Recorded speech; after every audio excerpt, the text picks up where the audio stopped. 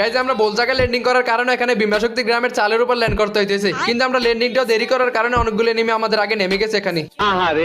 কোনো সমস্যা নেই, যেহেতু আমি চালের উপর নামছি আমার কাছে এডিটিং ক্যারেক্টার আছে, এটা ইউজ করে আমি নিচ থেকে গানের সবগুলোকে এখান থেকে শেষ করে দেবো। এনিমিও বেশি নামে নেই, মাত্র একটা বংশ নামছি। আর একটুর জন্য আমাকে মেরে দিতে হবে, সমস্যা নেই, একটা গান পাই, যদি গান পাইলে উপরে চলে যাবো।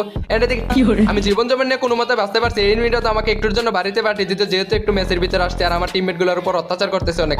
আমি এত বড় প্রো প্লেয়ার এখানে থাকতে আমার টিমমেটের গায়ে এনিমিগুলো আত্মলে একেবারে লোডবক্স তৈরি করে দিল রে। সমস্যা নেই, আমি এখান থেকে শো প্রোটিন খেয়ে শরীরে শক্তিটা বাড়ে নেই, তারপরে এনিমিগুলোকে মেরে পুরো বংশকে নির্বংশ করে দেবো।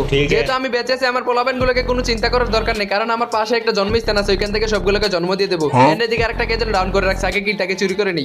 গাইজ এখানে 2-3 বছর ধরে বসে আছি, তাও আমার টিমমেট গুলোর জন্য কিছু করতে পারলাম না। অলরেডি আমার সবগুলো টিমমেটই মরে লোড বক্সে ভূত হয়ে গেছে। এখন এনিমিগুলো হয়তো এখান থেকে চলে গেছে, আমি এডিটিং করে নিচে গিয়ে জন্মস্থান থেকে আমার সবগুলো পোলাবেনকে জন্ম দিয়ে দেবো। এন্ড আমার এডিটিং দোস্ত নিচে চলে গেছে, আমি এডিটিং করে নিচে চলে এসেছি। ভাই সব আমি বেঁচে থাকতে তোমাদের কোনো